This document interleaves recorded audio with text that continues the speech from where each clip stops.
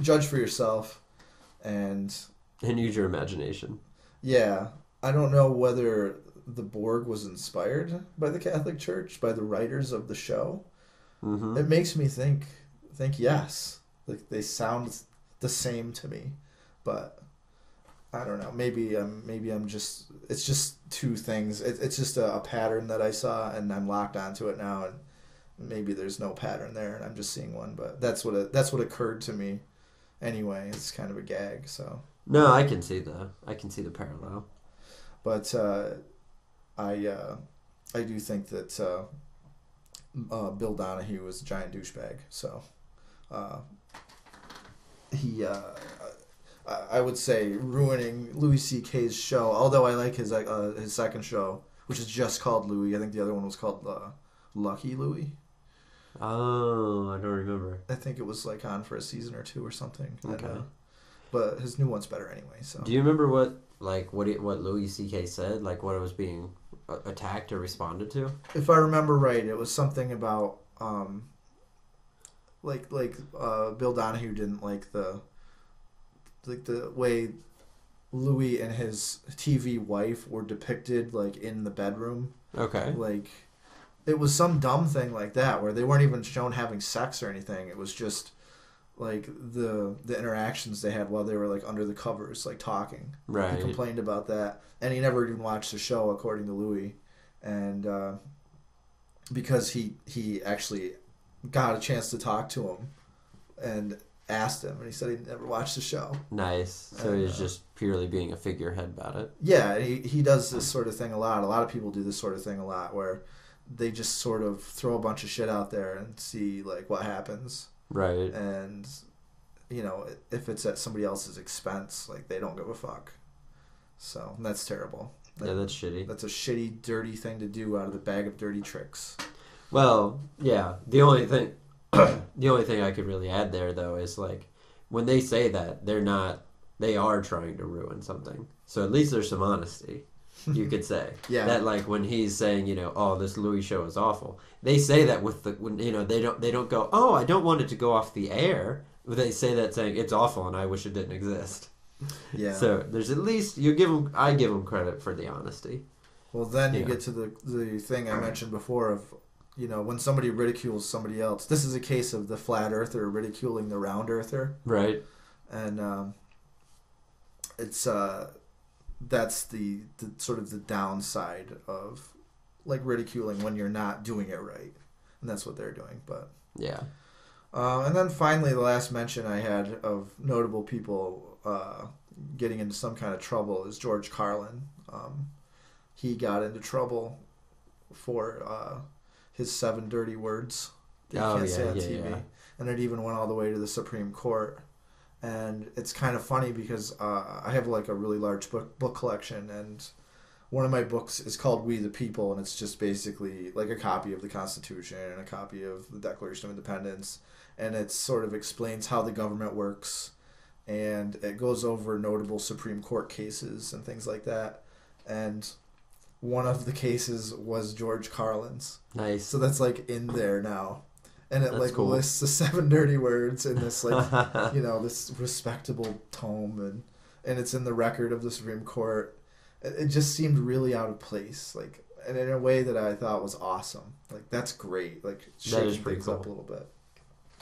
That's something that's always baffled me, though, is why there has to be this bizarre system to regulate what's on TV.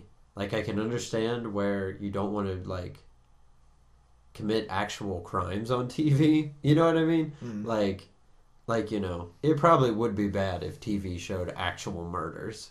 You know what I mean? But yeah. but the fact that you can't say anything, or like even on cable networks, and I don't mean premium channels, like even on cable networks, there's no nudity or anything like that. It's like, what the fuck's wrong with people? That they think that they should be able to like stomp their feet and smash their fists on the table and demand that TV is cleaner. You know what I mean? Mm. I don't. And I've never understood that shit. And people are so inconsistent about it. Excuse me. Because, like, one of the things I'm thinking of is I always remember this experience of when I worked at a retail establishment and I was working in the electronics section and some mom and her kid came up to buy, like, one of the Grand Theft Auto games. All right. And, you know, like, I've never played them, but I know what they contain. They're awesome. And the reason I thought what happened was funny is because the kid was like 10 years old, and I scanned the game, and because it's rated mature, I have to put in a birthday, and or else it wouldn't let me complete the sale. Uh-huh. And the woman was like, "Why do you need my birthday?" And I was like, "Oh, well, this is this is what the game's rated, and you have to put in a birthday, so I know that you're older than 17." And then all of a sudden she wants to know what's in the game, and what's the game about? What is this game you're trying to get me to play? And so they ended up not buying it. So this kid sort of got his day ruined, I guess.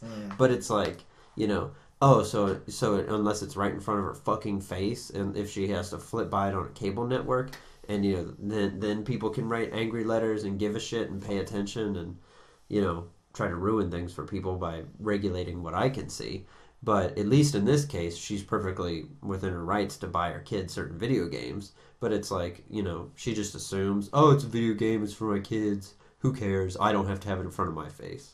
So it's like, it's like if there was a special TV network that only went into kids' TVs, parents wouldn't even pay attention. It could be Teletubbies and then butt fucking the next hour. Like, and they'd just be like, it's on TV, so whatever. SpongeBob molesting children. Like, I just don't. I'm going a lot of different directions right now. I'm digging it. I'm with you too. I'm totally with you on this. But there was just something about the lady that even though she didn't buy the video game for her kid, she just made me mad. She just made me a little bit less confident in people. Well, people are very fickle and short-sighted and picky and choosy, and a whole bunch of offensive shit can take place, and they'll sort of miss all of it, except for like the one thing that pertains to them. Yeah. And again, it's because they just go through life like just thinking about themselves, and like they could give two shits if you make a bunch of midget jokes about or jokes about Mexicans or gypsies or whatever it is, but as soon as you make a joke about them, right, it's like then they start paying attention, and then they a lot of times think like those are the only negative jokes out there. It's only because they're not paying attention and they missed a bunch of shit. They're seeing some things and missing others. They're biased, right? And I hate that crap, and it's sad that we actually have to consider things such as asking for somebody's age on a video game, because I don't like that restriction on freedom. But on the other hand, Jesus Christ, you have to have some things in place for these people that don't fucking pay attention to anything. Yeah. It's sad. And then it makes my life more fucked up, because I actually do pay attention, and it's like annoying. Like those times when like maybe I want to buy that video game and I forgot to bring my license with me. Yeah. That fucks up my life because other people are being morons. And the weird thing too is it's not, I don't think that's a law. I think that's purely a policy of the company I worked for. Yeah. We just won't sell it. So, it's that towing the line. It's like not letting kids into rated R movies. Like, I don't know if that's illegal, but movie theaters enforce the policy. It reminds me of when I worked at a movie theater, and when I worked there, no, it wasn't mandatory. I would let pretty much anybody into anything. Well, since you work there, do you know, is it actually illegal to let an under 17 into an R-rated movie without? My boss always told me no. That's all I have to go on. I mean, I don't feel like researching it, so if somebody's listening and knows or would like to research it, please figure it out and let us know. But as far as I know, it's not illegal. It's just a policy that movie theaters have. Yeah. I think they follow that policy because they think it's in their best interest to restrict people the way the Motion Picture Association of America says they should. Right. Which that organization, holy shit, do I have a bunch of That's a pile of cocksuckers. gripes about those people. And not in a good way. But yeah. If it is illegal, which I'm pretty sure it's not, I think my boss knew what he was talking about here. Yeah.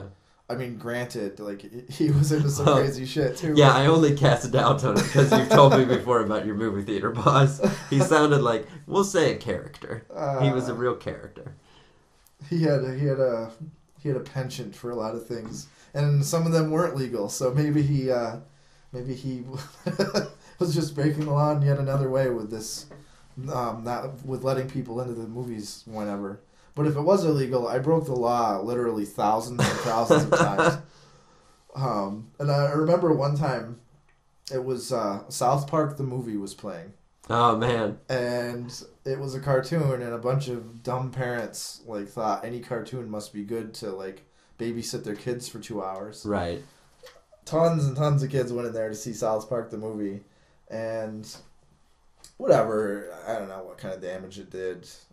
Probably none. But I remember one mom showed up with 2 5-year-olds.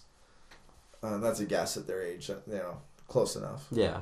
And she bought 3 tickets, went into the theater with their popcorn and their soda, and when they got to, from what I remember about how much time passed. When they got to the Uncle Fucker song. Oh, they got past that. They got up to the part where Saddam Hussein and the devil are in bed, and Saddam whips out that dildo. Yeah, okay. And then the other dildo after that. Like, that's what broke them. That's what broke the mother anyway. The kids were like, Mom, I don't want to go. The movie's not over. Exactly. And she gave me the stink eye as she was leaving. Of course. And I'm like, I don't know what to tell you. I knew exactly why she was mad. She didn't have to say a word. I was like, 'cause she fucked up. I don't know what to tell you. I'm sorry, I guess. You're stupid. I'll give you a refund on your tickets if you want, because you didn't watch the whole movie. And she didn't even want a refund. She just stormed out. Nice. Didn't say a word. So, and righteous anger. But righteous anger. Most of the kids stayed in there either because they were alone or because they were with parents that didn't give a fuck. Yeah. And I don't know. I mean, maybe that fucks people up. I doubt it, but maybe it does. I think it has to do with if you're a shitty parent. Yeah, pretty much. And I think there's a confusion of correlation and causation here where shitty parents take people to see South Park the movie, and then the movie gets blamed for them being shitty parents. Yeah. I'd like to know how many decent families, and decent parents take their kids to, movies like this. They're like, you're young, but it's R-rated, it'll probably be fine. But they're great parents. Right. And their kids turn out fine. It could also be, it's called confirmation bias, where you remember the hits and forget the misses. And in this case, the hits are all of the shitty kids you remember, and you forget about all the great kids that came out of the same environment. So. That's true. So don't be retarded, and, do your research and do your work before you just go around accusing people of shit willy-nilly. Yeah. This reminds me, though, of what I appreciate as the part of the genius of that movie is anticipating how people are going to react to the movie and making it part of the story. Oh, yeah, with Terrence and Phillip. Yeah. Yeah. I thought that was amazing. The kids couldn't get into the Terrence and Phillip movie in the South Park movie. That was perfect. Well, and the fact that it gets Terrence and Phillip arrested, and that their execution would allow Satan to come in physical form back to Earth with Saddam Hussein. Yeah. I think that's awesome. I also think it's really weird because at the time Saddam Hussein was still alive in the real world, but now he's dead, and and he died in some fucked up way in the movie too. I can't even remember what it was, but didn't he fall off a cliff or something? I can't remember. Yeah, I really don't remember. I don't remember, but yeah, it was weird. It was predicting the future. South Park predicted the future. They predicted somebody would die, and they died. They died, yeah. Eventually. That's fucked up, yeah. Good point. So I hope everybody has, considered what we've said and learned a valuable lesson. God damn it. Damn it. About not fucking people's lives up just because they're trying shit as free thinkers. And about all the people out there that do the fucking up of lives. If you're one of those people, just go fuck yourself. I hope you crash your car into an AIDS tree.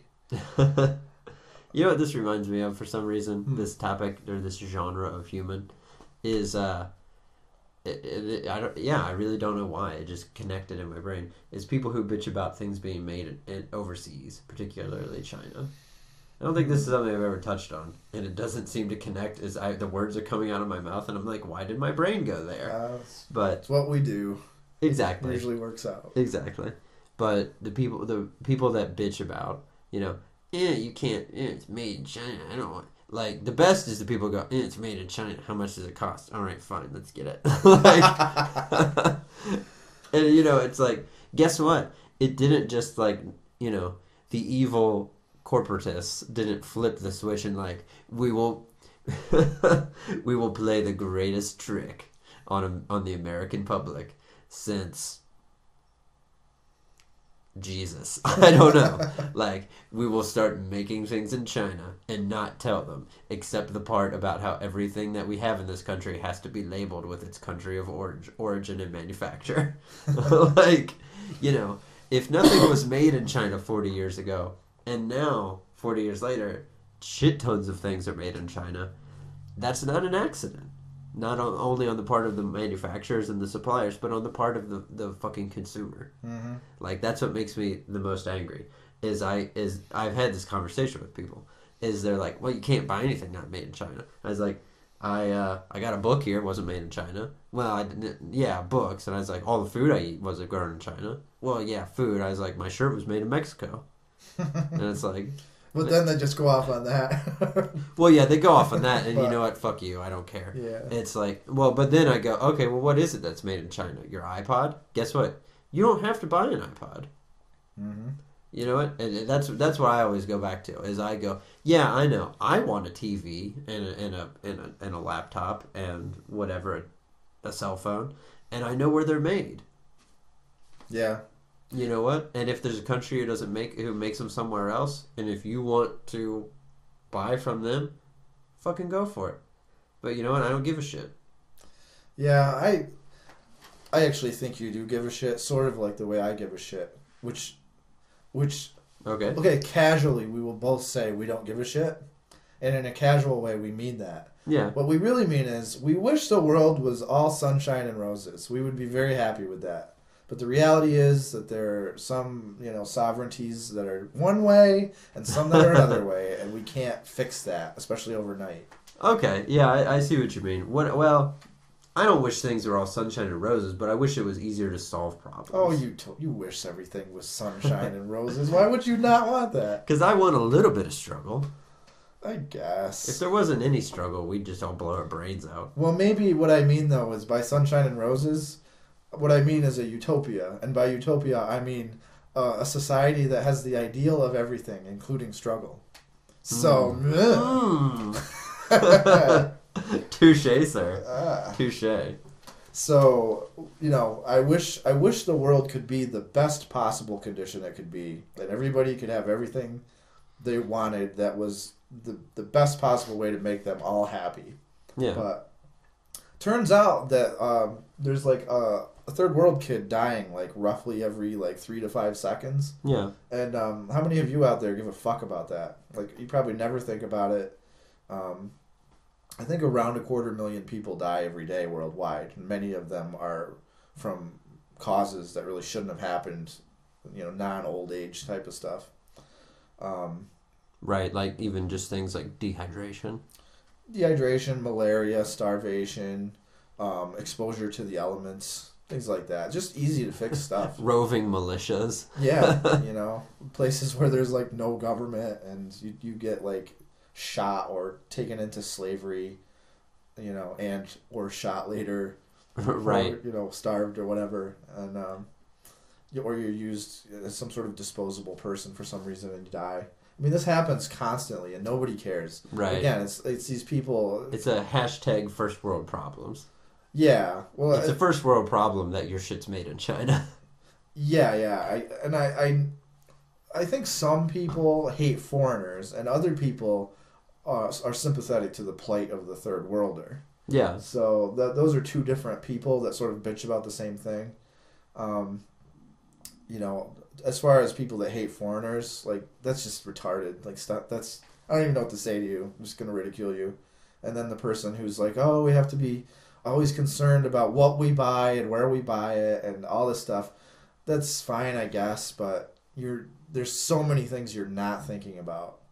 And yeah. Well, the made in China people I'm thinking about are the people who are mad that it's not made in America. Oh, well, if this was made in America, that would be good because China, that's a bad country. Oh, I see. Well, that's sort of the foreigners. That's a subset of the first one, the people that don't want foreigners making our stuff. The trade protectionists. Yeah, and you can't just impose artificial rules on an economy to that extent. It doesn't work.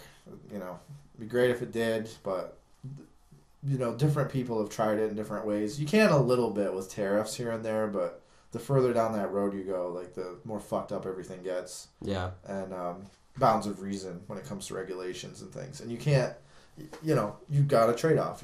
All your shit's going to cost, like, 10 times as much if you have everything made here. And everybody will bitch if that happens. And you can't have it both ways or always.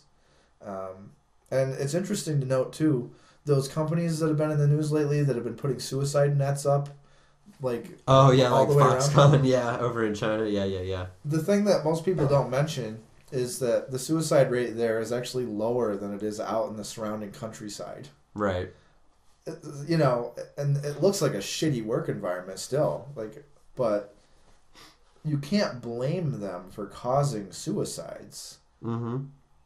It sucks that what they do to their workers, and it sucks how they run things, but you need to blame them for the right reasons, not for the suicides, which are lower than in other areas near them.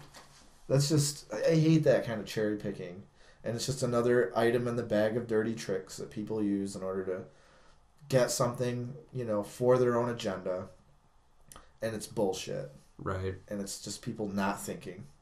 So that's just a bunch of fuckery, and I'm going to give a fuckery. And people are actually, not to go down a real morbid avenue with this, but people actually are very simple-minded too when it comes to talking about suicide. Like, it's not as straightforward as people would like to believe that it is too. It is a complicated problem, especially when you look at it, like you're saying, in a sort of demographic way. Yeah, I mean, there shouldn't be any suicide. That'd be great. But what are the facts? The facts are that suicides happen sometimes. Right. And you're never going to be able to stop them all, either because of logistics or because some people are just beyond reaching. Mm-hmm. And I only have so much time in my day. I've donated to charities before in the past, and I try to help people once in a while. But to sort of... You can't blame me for not doing more. Right. And I also am annoyed at people that obsess over one sort of issue, thinking it's more important than the rest, just because it's the one that they're sort of obsessed with. Right. You should really be, if you really wanted to prioritize things, I would say that the top priority would be to find a way for 5-year-olds to stop dying every few seconds. I think that I can't really think of a higher priority than that if you want to be really logical about this. And most people don't give a shit about that. Right. They pick their stupid pet project that they're interested in. And I think that's very selfish. Now, if you want to be selfish, fine. But at the very least, don't go around accusing a bunch of other people of a bunch of shit. Right. So this reminds me of why I actually have a higher opinion of Bill Gates than Steve Jobs. And I don't think Steve Jobs is a bad person. That's not my point here, is to be like, he's a shithead, he's terrible. I don't know. I don't really actually know much about him. So so I'm saying this based on what I know of the two. And I'm sort of going along the thing that you were setting up, and that's that, the Bill and Melinda Gates Foundation, like their goals are actually very basic goals, like to make sure that everyone gets vaccinated against certain diseases in the whole world, that everyone has access to a toilet and drinkable water. Like very basic, very simple things that everyone in the world could get.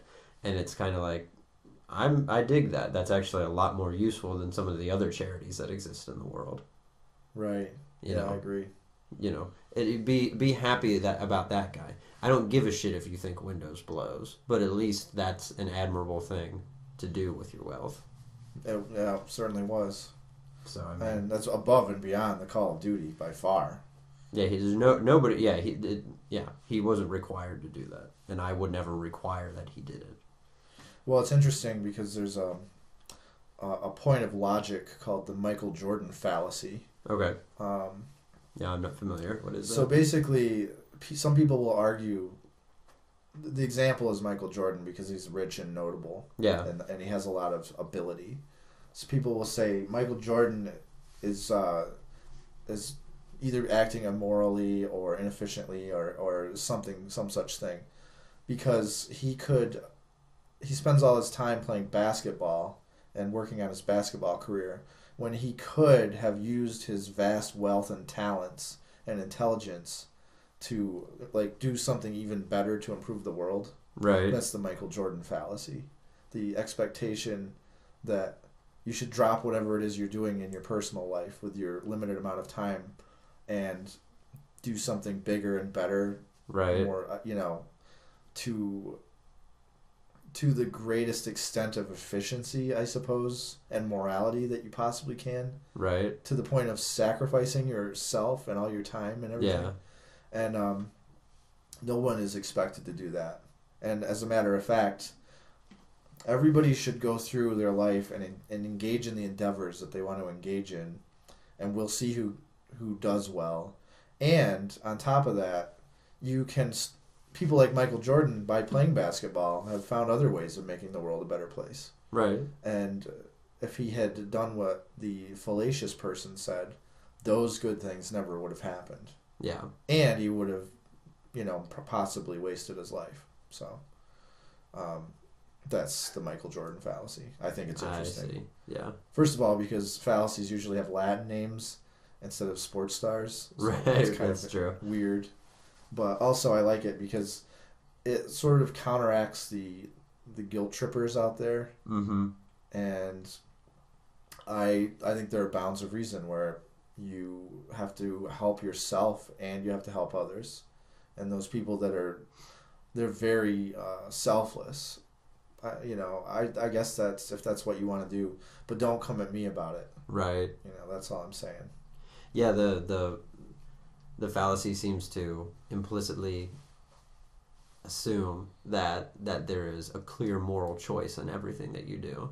Right. And that in everything you do, that you should make the clearly superior moral choice always, or you're just a bad person. And sometimes we don't know, and you just have to try stuff.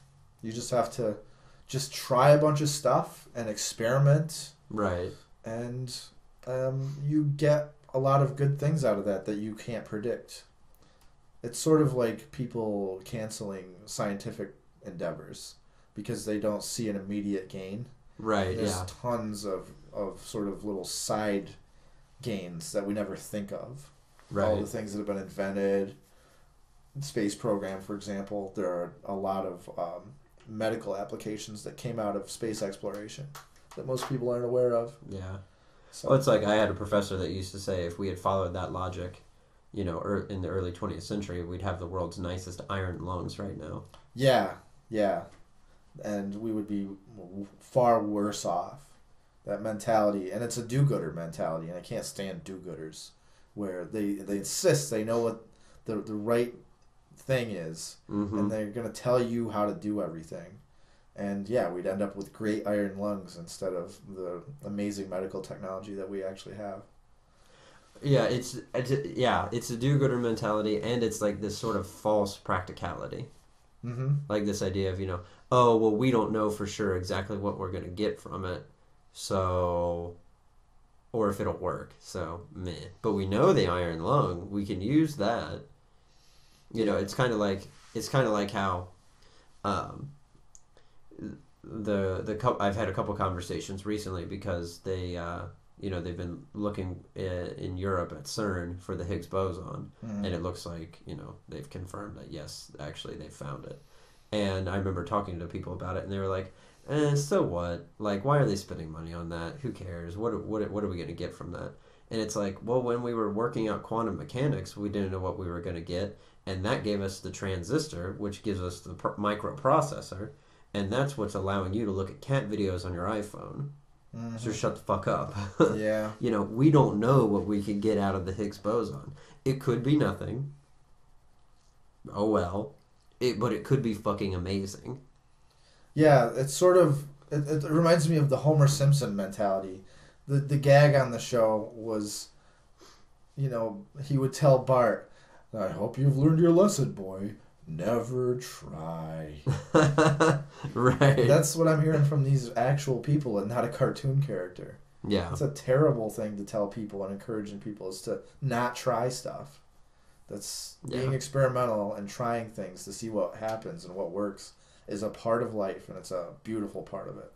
Unfortunately, it invades a lot of the research machine in this country at universities, as if, you can't write a grant or can't explain, how the money that's being spent on your research is going to result in a product or a service or this discrete or concrete advance, then we don't. Yeah. Well, we don't want it. It's greed.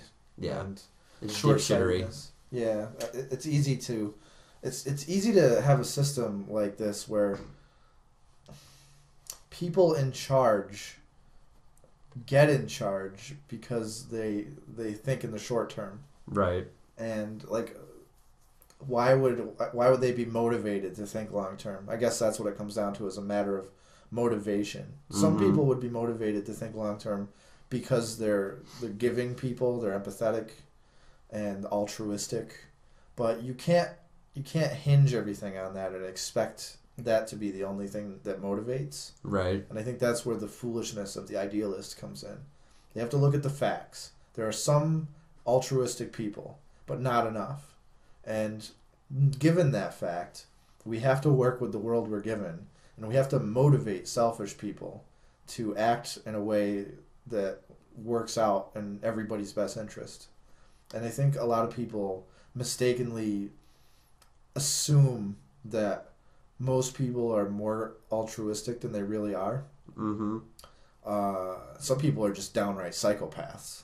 And there is that, yes. 1 in 100, according to the book The Psychopath Test, which I recently read by John Ronson, I believe his name is. Yeah. It's a great book.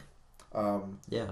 You wouldn't believe it, but yeah, I guess about 1% of us in the general population, every 100 people, every 99 people you go by in the mall, the next guy's statistically likely to be a psychopath. And in corporate structure, it's around 4%, according to this book.